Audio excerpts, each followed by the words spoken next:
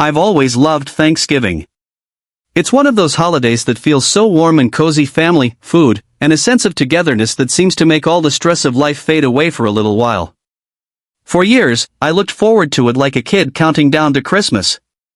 But let me tell you, that love for Thanksgiving has been tested in ways I never imagined. It all started a few years ago when my family asked if I'd be willing to host Thanksgiving. I live in a pretty spacious apartment. It's not a mansion or anything, but it has an open layout, and the dining area can comfortably fit a lot of people. Back then, I was flattered. Hosting sounded exciting, like I was finally getting my grown-up moment to shine. I pictured myself as the perfect host, table set beautifully, delicious food, and everyone leaving with full bellies and happy hearts. So, I said yes. That first year, I went all out. I spent days scouring Pinterest for decorating ideas, planned a menu that could rival a cooking show, and even made a little schedule to keep myself on track. I bought everything fresh, homemade all the dishes, and even whipped up a few fancy cocktails for fun. When my family arrived, they were full of compliments.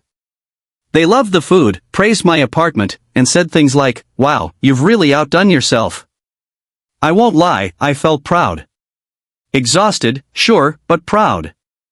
It was worth it to see everyone so happy. The next year, they asked me to host again. At first, I didn't mind. I thought, why not? I had enjoyed it last time. It felt like an opportunity to showcase my creativity, try out new recipes, and make the holiday even more memorable. I threw myself into it with the same energy, enthusiasm, and commitment as before. I meticulously planned the menu, factoring in everyone's preferences and dietary quirks, and spent hours carefully selecting decorations to create a warm, festive atmosphere. I even decided to add a few extra touches, like personalized name cards and little party favors for everyone to take home. It was exhausting but exciting. Then, something happened that rubbed me the wrong way. A few family members showed up much earlier than I'd asked. I don't mean 10 or 15 minutes early, I mean they walked through the door a full 2 hours before I was ready. I was still in the middle of prepping, hair tied up, sweats covered in flour, trying to juggle multiple dishes that all seemed to need my attention at the same time. Instead of offering to help, they just sat there. Not even a casual, "Hey, need a hand with anything?" They made themselves comfortable in the living room, scrolling on their phones or chatting with each other while I raced around like a stressed-out contestant on a cooking show. At one point, one of them wandered into the kitchen and casually asked, "Where's the food?" "I'm starving." I froze for a second, wondering if they were joking, but no, they were completely serious. I managed to plaster on a smile and say something like, "Oh, it's coming, but you're way earlier than I expected." They just shrugged, as if showing up hours early was perfectly normal. I brushed it off at the time, convincing myself that they were just excited and hungry. After all, they were family, right? No big deal. At least, that's what I tried to tell myself. But then the third year came, and everything shifted. By that point, hosting Thanksgiving had unofficially become my responsibility. It wasn't a question of whether I wanted to do it, it was simply assumed that it was happening at my place. Nobody even asked, they just started planning around it. I remember seeing a text in the family group chat that said something like, "So we'll see everyone at your place at 5, right?" I stared at my phone, half amused, half annoyed, but in the end, I didn't push back. I thought, maybe this is just my thing now. Hosting had become my role in the family dynamic, and I decided to lean into it. I mean, I like being the one to bring everyone together. There's something special about creating a space where people can reconnect and share a meal. But that year, I started noticing cracks in the facade. It became glaringly obvious that nobody ever offered to contribute anything. Not a side dish, not a bottle of wine, not even napkins. Every single thing, food, drinks, decorations, even extra chairs, was left entirely up to me. And when I dropped hints, trying to encourage someone to pitch in, the response was always the same: laughter, brushed off comments, or vague compliments that felt more dismissive than genuine. "Oh, you're so good at this," someone would say with a wave of their hand. We wouldn't want to mess with perfection. It sounded flattering, but it felt more like a cop-out. Then came the complaints. Subtle at first but impossible to ignore once I noticed them. If the turkey wasn't absolutely perfect, if it was even slightly overcooked or not as juicy as they expected, someone would comment. A little dry this year, don't you think? If the mashed potatoes weren't buttery enough, there'd be an offhand remark like, "Did you change the recipe?" I think I liked last year's better. Even the pie store-bought one year because I simply ran out of time was met with a disappointed, "Oh, I thought you always made these from scratch." That's when it hit me, I wasn't hosting Thanksgiving for family.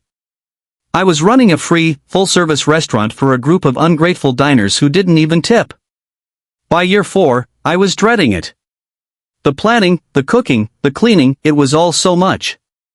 I was spending hundreds of dollars every year to make sure everything was perfect, and it wasn't like I'm rolling in cash. I don't mind spending money on family, but it felt like nobody even considered how much work went into this. Not once did anyone say, "Hey, let me help with the dishes," or "Do you want me to grab dessert?" It was just taken for granted that I'd handle everything. I tried to drop subtle hints.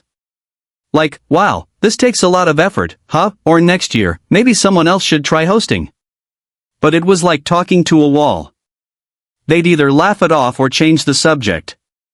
One time, my aunt literally said, "Oh, but your place is perfect for this. We couldn't possibly host it anywhere else." Then, last year happened. It was the final straw. Not only did several people show up hours early without warning, but they had the nerve to complain that the appetizers weren't ready. Meanwhile, I was still trying to finish the main dishes because, they weren't supposed to arrive until the actual time we'd agreed on. One cousin actually walked into the kitchen, opened the oven, and went, "That's all? Is there more in the fridge?" I was so close to losing it.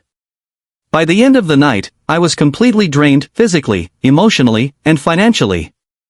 I had spent hours cleaning up alone while everyone else laughed and chatted in the living room. When they finally left, my apartment looked like a tornado had hit it, and not one person thanked me for the effort I'd put in. I remember sitting on my couch, staring at the mess, and thinking, why do I keep doing this to myself? So, this year, when the family group chat started buzzing about Thanksgiving, I decided I wasn't going to do it. Nope. Not again. The very thought of hosting made my stomach twist, not out of anxiety, but sheer frustration. When the first message dropped in the chat, something casual like, "What time should we come over?" I took a deep breath. My fingers hovered over my phone screen for a moment before I typed, "Actually, I'm not hosting this year." I stared at the message, hesitated for a second, then hit send. Cue the outrage. The responses came pouring in almost immediately, like water breaking through a dam. It started innocently enough with a confused, "Wait, what?" "You're not hosting," followed by a barrage of messages from everyone, as if they'd all been waiting to jump in. "But your place is the best. You make the best food, no one else can do it like you." "What do you mean you're not hosting? Where else would we even have Thanksgiving?" It felt like they couldn't fathom the idea of Thanksgiving happening anywhere other than my apartment. To them, it wasn't just an inconvenience, it was like I had personally disrupted the natural order of the universe. I calmly explained my reasoning, thinking maybe this time they'd actually listen. I told them that hosting was a lot of work, that it cost a significant amount of money, and that doing it year after year with no help had left me burned out. I didn't think I was saying anything shocking, wasn't this obvious? But the way they reacted, you would have thought I just declared that Thanksgiving itself was cancelled. The responses turned defensive almost immediately. One of my uncles, the kind of guy who always has something to say but never lifts a finger, chimed in with, "Oh, come on. It's only once a year. Don't be so dramatic." I actually had to reread his message because it was so dismissive I couldn't believe it. Don't be so dramatic? Was he kidding? Another relative, maybe an aunt or cousin, I don't even remember at this point because I was so stunned, added, "We all look forward to it so much it wouldn't be the same anywhere else." Not a single person said, "I understand," or, "That's fair," or even the bare minimum, "Maybe we can help." No, instead they doubled down, telling me I was overreacting and being selfish. As if I hadn't spent years bending over backward to create perfect Thanksgivings for them. It wasn't just frustrating, it was infuriating. The audacity, the entitlement, the utter lack of empathy. It was like they saw me not as a family member, but as a service provider who had suddenly decided to close up shop without their permission. That was when I snapped. I told them, if Thanksgiving is so important to all of you, then one of you can host. I'm done. The group chat went silent for a while after that, but then the guilt-tripping started. You're really letting us down. You're ruining the tradition. Don't you care about family? It hurt, I won't lie. I do care about my family, which is why I worked so hard to make those Thanksgivings special in the first place. But at some point, you have to draw the line. If they can't appreciate the effort and expense that goes into hosting, then they don't deserve to take it for granted. As of now, I have no idea what they're doing for Thanksgiving this year. Maybe someone else will step up. Maybe they'll figure out just how much work I was putting into it all along. Either way, I'm looking forward to a peaceful holiday where I don't have to lift a finger. Maybe I'll order takeout, pour myself a glass of wine, and actually enjoy Thanksgiving for once. And honestly, I don't feel guilty about it at all. Update 1. The day after I dropped the Thanksgiving bombshell, my phone buzzed relentlessly. The family group chat, already full of chaos the day before, was now a war zone of persuasion tactics. It seemed like every single relative had decided that today was the day to get me to change my mind. At first, I thought maybe they had cooled off and taken the night to reflect on what I said about feeling unappreciated and overburdened. Maybe, just maybe, they'd realized how much work I had been doing all these years.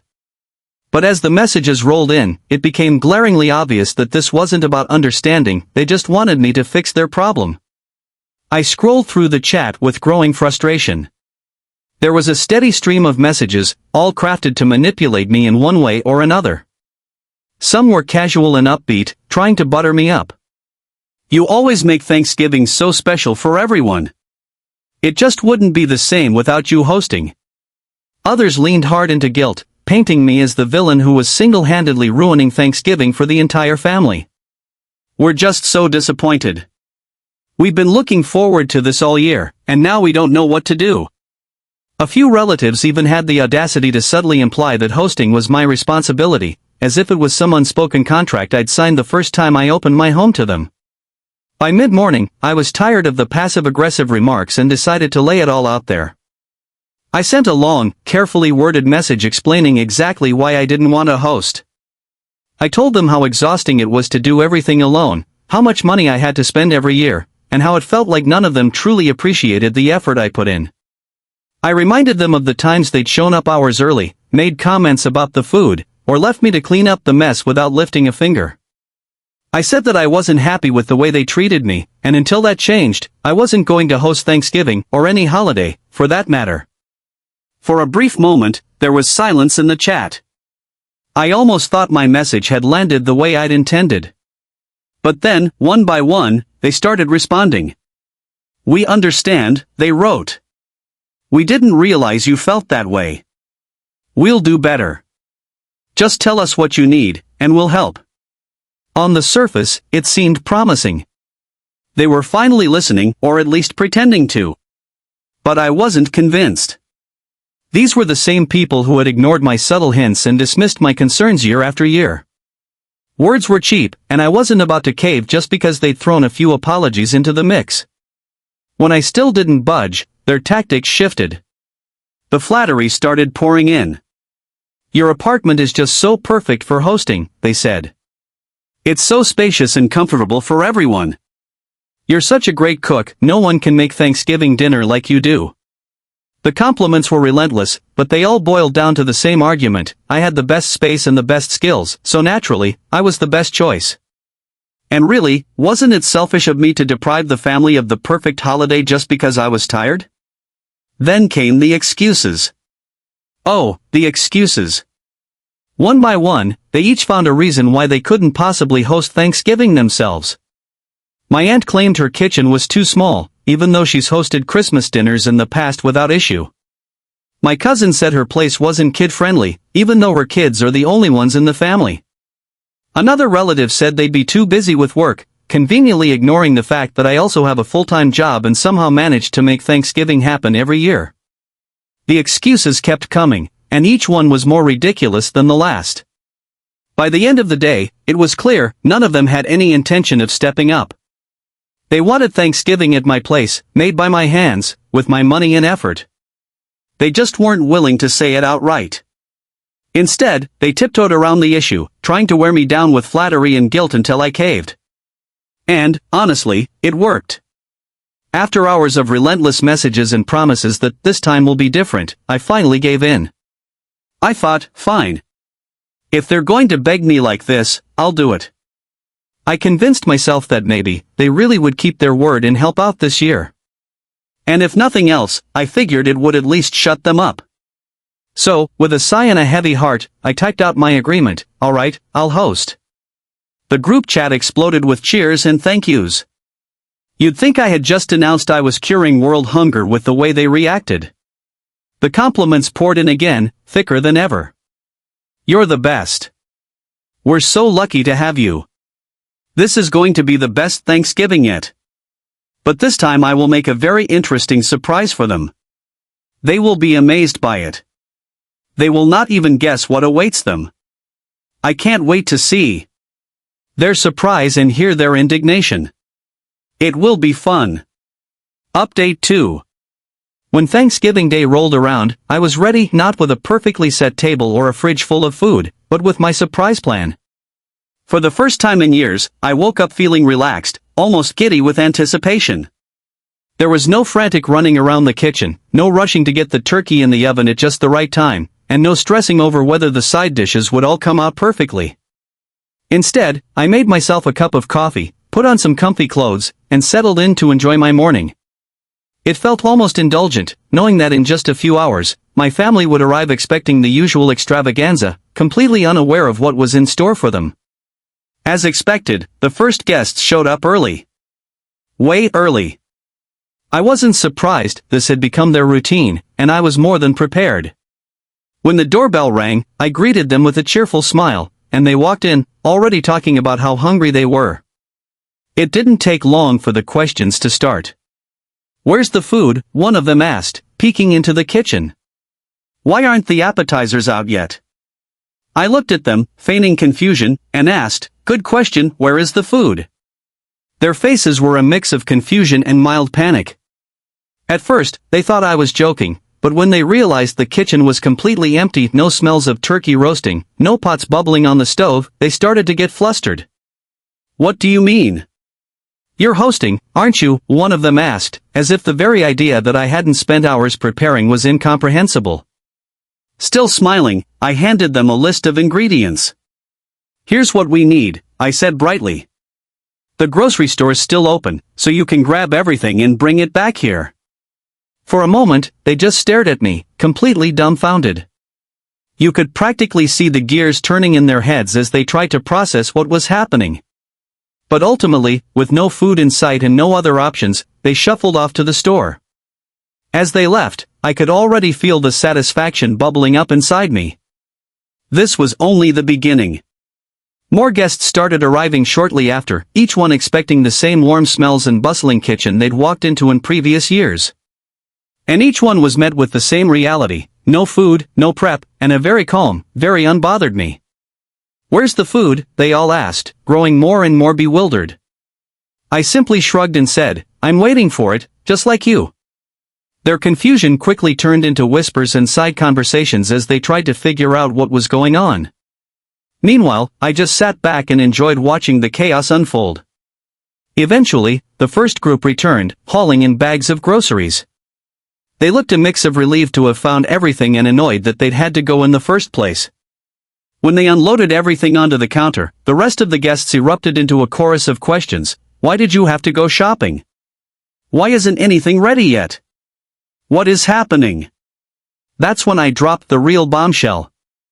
With a bright, almost too cheerful tone, I announced, "I have a surprise for all of you." Instantly, the energy in the room shifted. Faces lit up with excitement, and I could see the gears turning in their minds. Some leaned forward in anticipation, expecting some grand reveal that would explain the unusual start to the day. Maybe they thought I had secretly catered everything, or that a master chef was about to emerge from the kitchen with trays of perfectly cooked dishes. Their optimism was almost endearing. Then, with the same cheerful tone, I delivered the twist: "We're cooking Thanksgiving dinner together." The silence was deafening. It was like I had spoken in another language, one they couldn't quite translate. Faces froze mid-smile, brows furrowed in confusion, and I could almost hear the collective what? Running through their minds.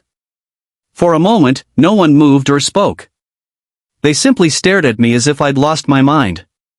The disbelief was palpable, a thick tension hanging in the air as they struggled to comprehend what I just said. Slowly, expressions shifted from confusion to mild horror. "What do you mean we're cooking?" their eyes seemed to ask. I saw a few glances exchanged, some looking for reassurance that this was all part of an elaborate joke. But I wasn't joking, and I certainly wasn't backing down. I clapped my hands together, breaking the awkward silence, and started assigning tasks like a general preparing for battle. One guest was handed the turkey and told to start prepping it. Another got a bag of potatoes with instructions to peel them. Someone else was sent to the counter to chop onions, celery, and carrots for the stuffing. Their reactions were priceless. Some hesitated, clearly hoping this was still part of a prank, while others looked downright offended, as though the very idea of being put to work on Thanksgiving was a personal betrayal. It was fascinating to watch them grapple with the situation. The ones who begrudgingly stepped up were laughably unprepared for even the simplest tasks. One cousin held a potato peeler like it was a foreign object, hesitating before making a clumsy first attempt. Another guest, tasked with measuring out spices for the stuffing, looked at the jars as if they were coded in hieroglyphics.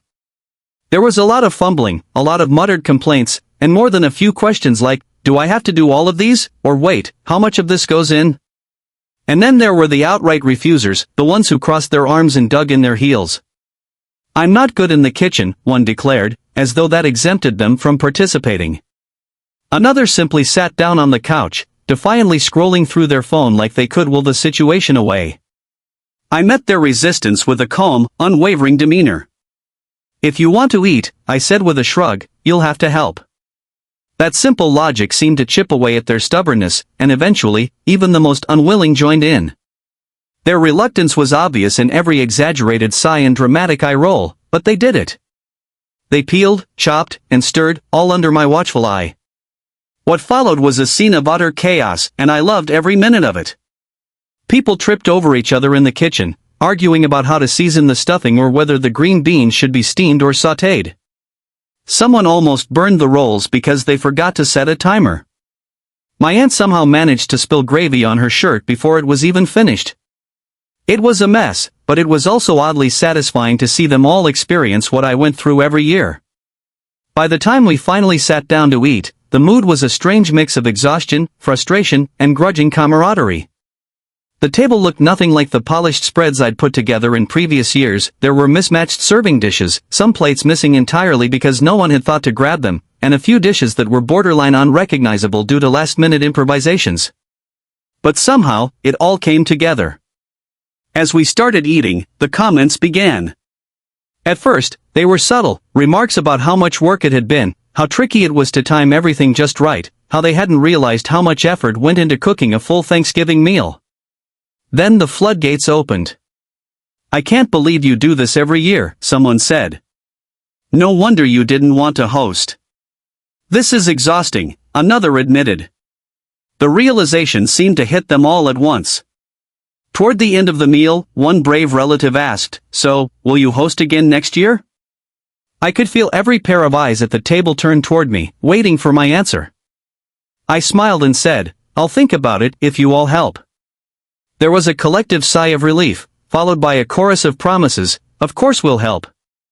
Just let us know what you need. Next year, we'll pitch in more. We'll make it a group effort." I nodded, satisfied.